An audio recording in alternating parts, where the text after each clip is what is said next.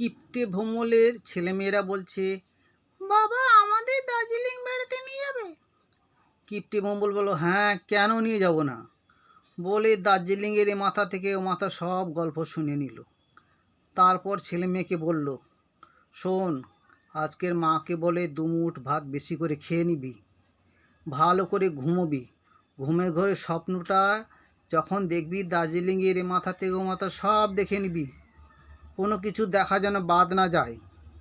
এতে উপকারটা কী হলো, তোরা যে পাহাড় পর্বতে স্বপ্নের মধ্যে দৌড়লি, এখানে পাহাড় পর্বত থেকে পড়ে যাওয়ার ভয় থাকলো না। বা আমরা যদি ট্রেনে বেড়াতে যেতাম, ট্রেন অ্যাক্সিডেন্টের ভয় থাকলো না। আমরা যদি প্লেনে যেতাম, প্লেন ক্র্যাশ হয়ে যাওয়ার ভয় থাকলো না। ধর যদি জাহাজ করে যেতাম, জাহাজ ডুবে যাওয়ার ভয় থাকলো না। এতে তোদের লাভটা কী হলো, স্বপ্নের মধ্যে সব দেখে নিলি আর আমার কিছু টাকা বেঁচে গেল।